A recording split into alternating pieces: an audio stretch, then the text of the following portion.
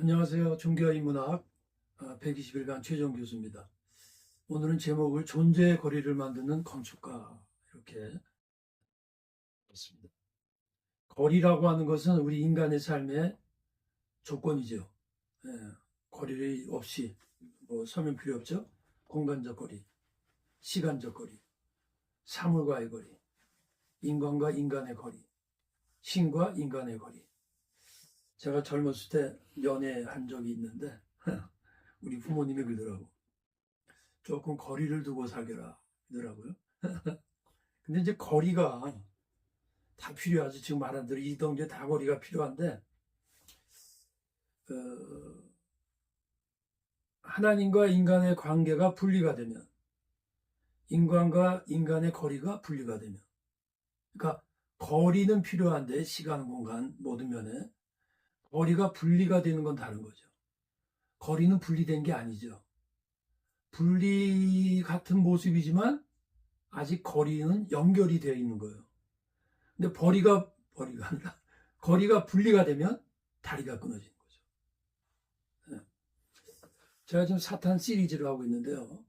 사탄의 4대 전략, 인간의 4대 문제, 디셉션, 속임수, desire, 거리 욕망, doubt, division, 분리입니다. 그래서 사탄의 4대 전략은요, 특성이 있습니다. 보편적이에요. 모든 시대, 지금도 역사합니다. 지속적입니다. 씨앗으로 심겨져 있습니다. 태어날 때부터 이 네 가지, 이 사탄의 전략일 뿐만 아니라 인간이 죄인이라고 하는 것이 죄성의 이 네 가지가 인간의 삶을 파괴하는 겁니다. 말 그대로 선천적이고 잠재적이에요. 항상 나타나지 않아요. 그러나 언제 나타날지 몰라요. 시간과 장소와 나의 삶의 조건에 의해서 복합적이에요. 이 네 가지가 말 그대로 같이. 이 중에 하나만 되면 결국은 세 가지가 연결이 돼요. 그러니까 내 자신이 어떠한 경험 속에서 속임수다. 그게 오면 거기에는 이미 세 가지가 또 같이 연결이 된다라는 사실을 알 수 있어요. 그래서 복합적 전략은 네 가지 복합적 기능이 이렇게 같이 혹은 시간을 두고 일어나고, 연쇄적 전략은 네 가지가 연쇄적으로 결국은 나타난다라는 거예요. 근데 복합적 연쇄적 방식이 간단히 요구하고 이제 오늘 본론으로 들어갑니다. 지성적 접근, 디셉션 한 거죠. 속임수. 모든 유혹이 시작이죠. 진리를 완전히 부정하기보다는 일부 지제 왜곡을 섞여서 하는 방식. 심리적, 다우트. 속음의 다음 단계는 의심이죠. 속이면서 혹은 또 의심을 갖게 하고 속이기도 해요. 이게 서로 복합적일 때 순서가 얽힐 수도 있죠. 진리에 대한 신뢰를 푼 게, 이게 지금 제가 뭘 말합니까? 여러분, 창세기 1장에서 11장까지를 우리 그 신학에서는 뭐라고 표현하냐면 원역사 이렇게 표현해요. 원역사. 인간의 원역사, 그게 뭐냐면 보편성이 담겨 있다는 거예요. 그 1장에서 11장까지 인간에 일어나는 모든 어떠한 그 삶의 문제들과 이런 것들이 그 안에 담겨 있는 거예요. 단순히 아브라함, 이삭, 단순히 아담, 이브 얘기가 아니라는 거죠. 그래서 기준을 이렇게 만들고 자기 판단을 최종 기준으로 삼게 한다. 거짓 욕망, 욕망을 마비시키고 남과 비교해서 욕망 계속하고 자신의 욕망의 잘못을, 행동을 정당화시키고 욕망에 저항하기 어렵게 하고. 그래서 궁극적인 목적은 분리에 있는 거예요. 하나님과 인간의 분리, 인간과 인간의 분리. 요 세 번째가 굉장히 중요합니다. 잠시 후에 나가겠지만 총체적, 통합적, 제가 여기 좀 칸이 모자를 샀었지만 총체적, 통합적 실체의 분리예요. 인간은 통합적으로 살게 돼 있어요. 마음과 정신과 육체가 통일이 돼야 돼. 이 통합적 실체를 분리시키는 거예요. 그러니까 인간 안에서의 분리를 말하는 거지. 이게 존재적 분리예요. 실존적 신학, 신학의 분리. 이것이 이 사탄의 목적입니다. 근데 사탄을 우리가 또 다른 이름으로 하면 적그리스도다 이렇게 표현합니다. 또 다른 이름은 마귀다 이렇게 표현합니다. 근데 그 성경에서 어떤 이름은 그 사람의 존재성, 그 사람의 어떠한 특성, 그 사람의 어떠한 그 일, 기능과 연결돼 단순한 이름이 아니에요. 그래서 적그리스도는 말 그대로 뭐예요? 그리스도를 대적하는 거예요. 거짓말한 자가 누구냐? 예수께서 그리스도를 부인한 자가 아니냐? 아버지와 아들을 부인하는 그가 적그리스도다. 그러니까 사탄하고 같은데 이거 조금 구체적으로 우리에게 나타나는 사탄의 또 다른 이름이다 이렇게 말할 수 있어요. 적그리스도의 특성, 적그리스도는 누구냐? 예수를 부인하게 한다 그랬죠. 하나님과 아들을 부인하는 자다. 적그리스도가 하나님과 그의 아들을 부인하게 하는 방식이 뭐냐 그러면 어떻게 부인하게 하냐? 신학적으로 성육신을 부인합니다. 지성적으로 하나님의 말씀의 초월성, 계시를 부인하게 합니다. 철학적 합리주의로 가게 합니다. 사상적은 제가 이제까지 강의에서 다 포함된 거죠. 사상적은 인본주의, 학문의 이름으로 부인하는 거예요. 근데 학문의 진리로 말씀 진리를 부정해요. 이게 무슨 말이냐면 학문이 진리거든요. 학문적 진리가 있지요. 근데 학문적 진리를 가지고 하나님의 말씀 진리를 부인하게 만든 거예요. 그것이 바로 뭐예요? 합리주의. 네. 합리주의만은 아니에요. 그러나 학문의 이름으로 뭐 많죠. 뭐 진화론이라든가 뭐 말 그대로 인본주의 사상이라든가 포스트맨의 해체주의 같은 이런 모든 것들이 부분적 진리인데 결국은 심리적 예수님을 안 믿게 하고 정치적으로는 정치적 이념을 가지고 공산주의 사상 같은 것이 적그리스도의 전략이죠. 문화적은 상대주의 가치관 관계적으로. 그러니까 적그리스도가 예수를 부인하고 하나님과의 관계를 부인하게 하는 방법이 관계적으로 해요. 하나님과 인간을 분리시켜요. 인간과 인간을 분리시키고 조금 전에 말한 인간의 총체적 인간뿐만 아니라 성서와 신학과 교회의 통합적인 유기체적인 것을 파편화시켜요. 이게 오늘날 굉장히 지금 일어나고 있다는 거예요. 그러니까 사탄의 전략은 거리의 건축가, 천재적인 거리를 만드는 거예요. 거리를 만들어서 분리시키는 거죠. 뭐 이런 말 있잖아요. 부부는 항상 같이 있어라. 잠자리도 같이 해라. 바울이 그랬죠. 예. 기도하는 시간 외에는 잠자리를 같이 해라. 그러면서 그 다음에 뭐라 그러죠?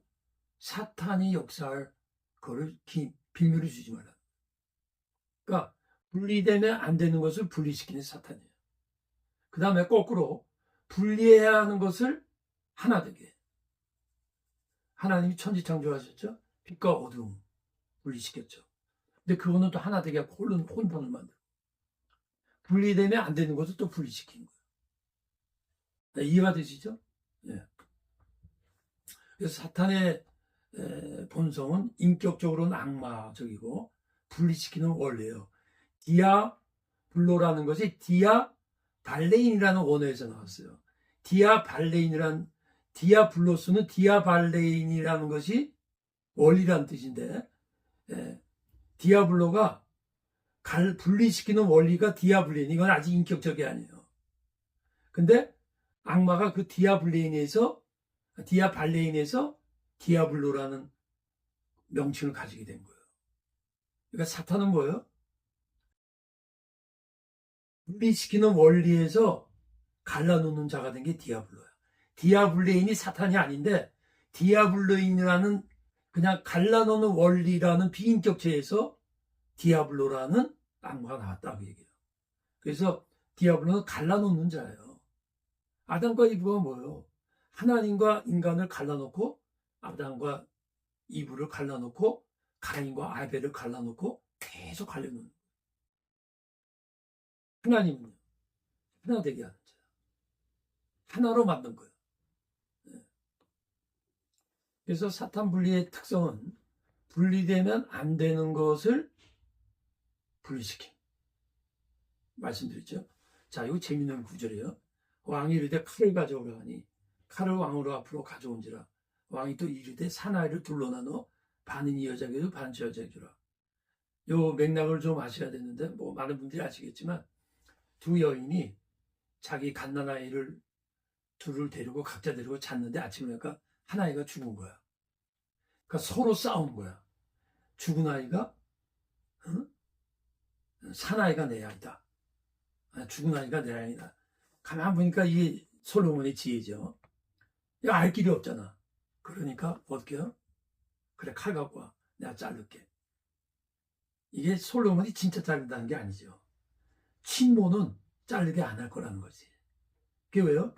아이는, 사람은, 인격은, 우리의 마음은, 우리의 공동체는 유기체적이에요. 잘리면 안 돼. 여러분, 사과는 잘라 먹어도 돼. 그죠? 근데 인간이라는 존재, 안 돼요. 왜 안 돼요? 유기체적 존재적 특성 때문에 그래요. 존재가 파편화돼. 모든 유기체는요, 잘리면 안 돼요. 잘리면 죽거나 장애가 되고. 오해하고 듣지 마요. 몸에 병이 생기죠. 그걸 뭐라 그래요? 병신. 근데 병신 빨로 말을 해버리면 큰일 나죠. 요새는. 신체에 병이 있다는 뜻이 그게 나쁜 말이 아니라고 사실 엄밀히. 그런데 그게 이제 자꾸 말하다 보니까 욕이 돼갖고 병신 이러는데 그게 왜 그래? 유기체적. 그게 몸뿐만이 아니에요. 인간의 정신과 모든 거는 유기체적이라고. 인격성의 파괴. 인간 존재의 근본이 되는 관계적 파괴. 그 다음에 이것이 총체적 통합적의 파편화가 일어나요. 그래서 분리되면 안 되는 것이 첫 번째 분리가 하나님과 인간의 분리예요. 그렇죠? 이게 모든 분리의 시작이 되는 거예요. 요 작자가 사탄인 거죠. 그러니까 사탄이 천재라니까. 아니, 천재 정도가 아니에요. 천재를 뛰어넘는 4차원적 존재이기 때문에 인간의 불행, 인간의 비극의 가장 근본이 이걸 아는 거지. 하나님 왜 그럼 분리시키느냐면 하나님의 존재적 속세의 전달을 끊기 위한 거예요. 이런 말이에요. 이렇게 좀 줄였어야 제가 편한데 이게 무슨 말이냐면 인간은 피조물이라는 것은 단순히 하나님이 만들었다는 의미가 아니라 하나님이 만드셨기 때문에 하나님과의 관계에 의해서만 참된 삶을 살 수 있는 존재로 구성이 되어 있어요. 구조적으로.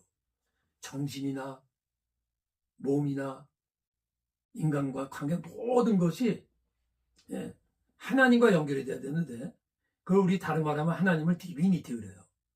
하나님 그럼 우리의 이제 크리스찬은 너무나 그냥 믿는 대상으로 하는데 그걸 좀 철학적이지만 실제적으로는 디비니티, 디바인. 그 뭐냐면 신성, 초월성, 무한성, 절대성을 가진 존재. 인간은요, 휴머니티, 유한성, 피조물성, 신의 의존성 이런 것을 갖고 있는데 이걸 분리시켜 놓으면 어떻게 될까요?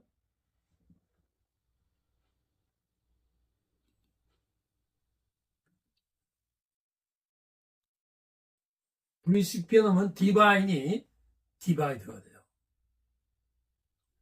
하나님과 인간의 관계가 끊어진다고 하면 하나님의 신적 디비니티를 차단시키는 거예요. 구체적으로는 하나님의 에너지, 하나님이 우리에게 주는 에너지, 하나님이 우리에게 주는 지혜, 지성, 감성을 차단시켰어요. 그리고 그러면 어떻게 돼요? 휴머니티가 디바인을 대신하게 되는 거야.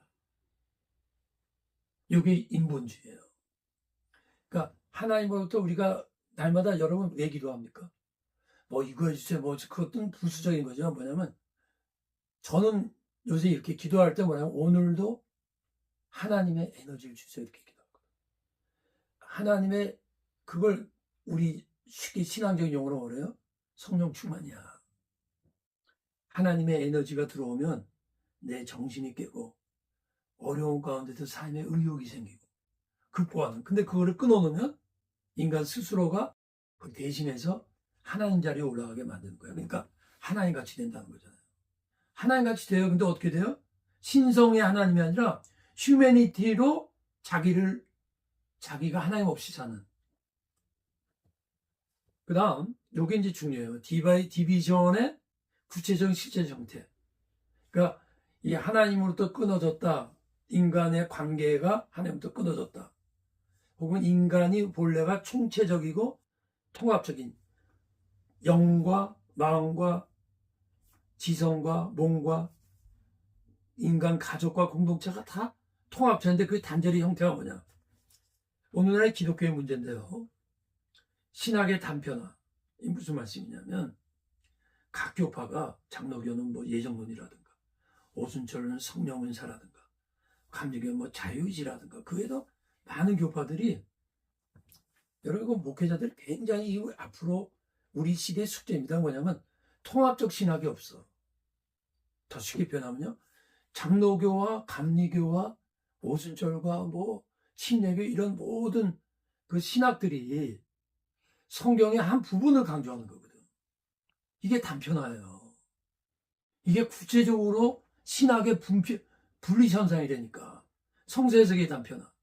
여러분, 이 성경을요, 이걸 아셔야 돼.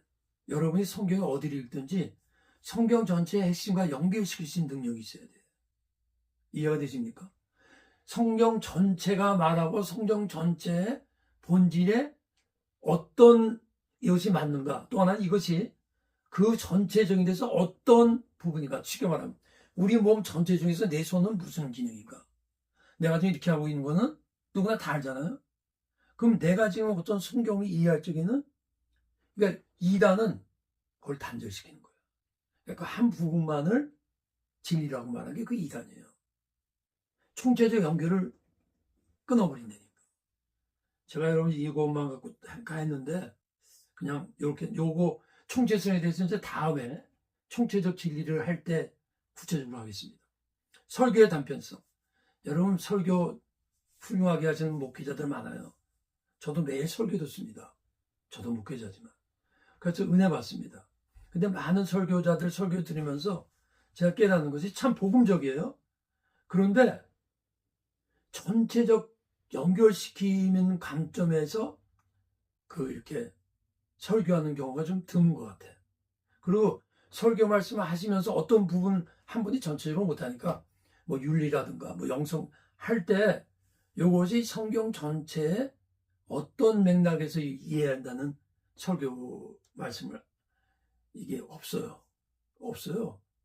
굉장히 설교가 복음적이에요. 그 자체는. 근데 전체적으로 연결이 안 돼. 그러면 어떻게 되느냐? 오래되면.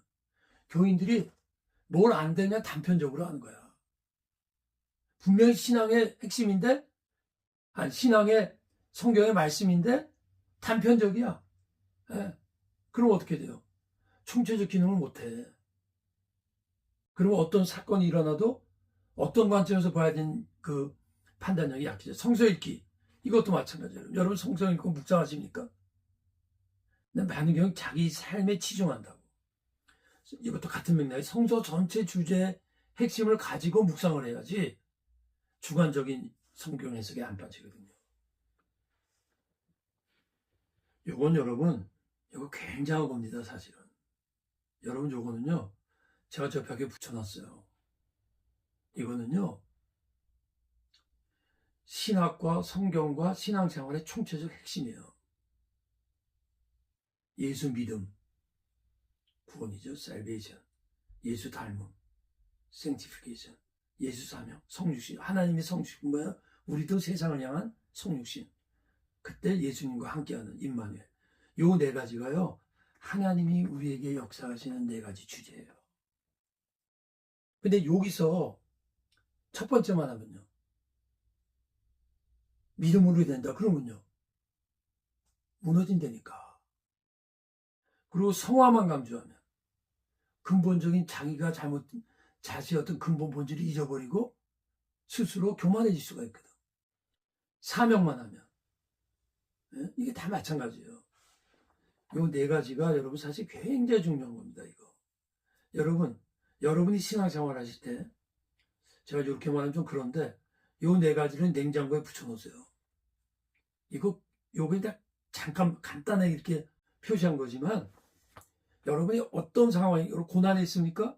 그럼 성화시키는 하나님의 목적이 있는 거예요. 여러분이 어떤 선교사 분만은 무슨 일을 하든가 여러분 성육신을 하는 거예요. 그리고 여러분이 기도하는 목적과 하나님부터 힘을 구하는 건 뭐예요? 임마누엘을 원하는 거예요. 이 네 가지는요, 정말 중요합니다. 여러분. 기가 막힌 팁을 여러분 간단히 준 겁니다, 이거. 네. 그러면 디비전, 단절의 결과와 종류들, 하나님의 임재를 단절하는 거예요. 다시 거꾸로 말하면요. 요것들이 잘 안 되면요, 임재라서 무슨 굉장히 환상적인 임재가 아니라 하나님에 대한 메시지, 이런 것들이 제대로 와서 닿지가 않으니까 불안, 두려움에 대한 소망이 없어져요. 목적과 의미가 흐려져. 옳고 그르에 대한 기준이 흔들린다니까. 여러분, 이거 제가 지금 말씀한 이거 믿지 않는 사람만 이럽니까? 믿는 사람도 오락가락한다니까요. 내가 너와 함께 있어 내가 어디로 가든지 지키며 결코 너를 떠나지 아니하겠다. 이거 다 외우거든요. 이거 너무 하나 빠진 것 같은데 죄송합니다. 근데 이것을 실제로 느끼냐는 거지. 이것에는 삶의 경험이 가끔 간증하는 분들을 말씀하는데 이게 우리가 얼마나 지속되냐는 거예요. 이것이 결국은 다 이 중에 있고 이것과 다 직결된다는 거예요. 이런 것과. 신적 지성. 디바인 인터넷을 차단시켜. 이게 뭘까요? 구체적으로. 하나님이 주신 지혜를 차단시켜. 말씀으로 오는 진리에 대한 깨달음을 차단시켜. 그러면 당연히 내 생각이나 세상적인 가치관을 따라가게 되는 거예요. 계시, 진리, 알 수 있는 길을 차단시켜버려요. 무서운 거죠. 다니엘 보세요. 하나님이 이 네 소년에게 학문과 모든 서적을 깨닫게 하시고 지혜를 주셨으니 다니엘은 또 모든 환상과 꿈을 깨달았더라. 이게 뭐냐면 하나님이 주신, 물론 이제 다니엘에게 특별하게 주신 거지만 우리는 다니엘 정도는 아니더라도 기도하는 가운데 말씀 묵상할 때 우리는 자꾸 특별히 한국 교인이 감성적으로만 자꾸 하나님의 임재를 추구해요. 마음이 뜨겁다든지 감동을 받다든지. 그거만큼, 아니 그보다 더 중요한 게 지성, 진리를 깨닫는 거야. 저는 요새 한국 정치를 보면서 특별히 부인들, 목회자들 보면서 글쎄 이렇게 말하면 제가 듣는 분들께서 혹시 당신만 알아? 이렇게 말할 수도 있고 또 그렇게 말해도 가만히 있겠습니다. 그러나 제가 말하고자 하는 포인트는 어디 있냐면 우리가 정말 하나님 앞에 기도하는 가운데 하나님의 지혜를 구하고 하나님의 음성을 듣는다면 잘못된 어떤 공산주의적 이념을 가질 수가 없게 돼 있어요. 어떻게 성경과 하나님을 제대로 믿는 사람의 생각이 어떻게 공산주의를 원할 수 있습니까? 제가 틀린 말입니까? 공산주의 좀 구체적으로 말할까요? 이전에 말씀했어요. 언론의 자유, 인권의 자유, 종교의 자유, 사유재산의 자유를 다 탁달하잖아요. 지금 공산국가에 그거 있나요? 물론 베트남 같은 데는 이미 이 공산국가가 경제적으로 너무 뒤떨어지니까 자본주의 지체를 받아들였기 때문에 약간은 이런 것이 있지요. 그러나 엄밀히 언론과 종교의 자유는 거기 없어요. 없어요. 있어도 아주 약하게 살짝 정치적 목적으로. 신적 에너지. 여러분 기도해야죠. 기도하면 문제가 있어요. 기도하면 어떻게 해요? 하나님이 그거 없애주는 경우가 있어요. 근데 많은 경우는 안 없애줘요. 그러나 하나님은 어떻게 하죠? 힘을 줘요. 극복할 수 있는 힘을 준다고. 근데 하나님과 관계가 단절되면 이게 안 되죠. 근원적 힘이 단절되는 거예요. 생명력, 로고스로부터의 힘이 단절되는 거예요. 네. 그럼 어떻게 하면 메가리가 없는 거지. 의욕이 상실되는 거야. 사는데 사는 게 아니야. 그러니까 이런 것들을 우리는 기도할 때, 그러니까 성령 충만을 이렇게 그냥 이 성령 충만이 안 된다는 것을 이렇게 분리시켜서 제가 표현해 드린 거예요. 소년이라도 피곤하며 곤비하며 장정이라도 넘어지며 쓰러지되 오직 여호와를 악망하는 자는 샘을 얻으리니 독수리가 날치고 올라가 같을 것이요. 감성, 하나님의 초월적 감성, 단절. 이게 뭐예요? 무슨 철학적인 거 아니에요. 뭐냐면 일반적 감성으로 살아가는 거야. 무슨 말이에요? 좋은 일 있으면 기쁘고, 조금 오래 있으면 화내고, 불평하고, 남 비판하고. 여러분 뭐 비판하기 말하는 거 전 아니고, 저도 이런 경우가 종종 오죠. 근데 여러분이 이 묵상한다고 할 때 이렇게 좀 나눠서 묵상을 해보세요. 그러니까 말씀을 묵상하지만 조금 전에 제가 말씀드린 이 네 가지가 나에게 있는가를 묵상해보세요. 요거 묵상하기가 제일 좋아요. 불안하죠? 걱정되죠? 근심되죠? 그거가 없어지지 않아요. 그걸 극복하는 거예요. 어떻게? 하나님 주신 감성으로. 네. 그들을 심히 채찍질하고 감옥에 넣고 간수에게 심히 지켜두라 하니 이에 간수가 그들을 깊은 옥에 넣고 발에 자를 채우니라. 한밤중에 바울과 실라가 기도하며 하나님을 찬송하라. 이게 뭐예요? 아프잖아요. 심히 채찍질했다고 그랬다고. 몸에 피가 났을 거라고. 근데 쇠고랑에서 찬송하잖아요. 신적 감성이에요. 이게 바로 사탄이 우리를 못하게 하는 분리하는 거예요. 여기까지입니다.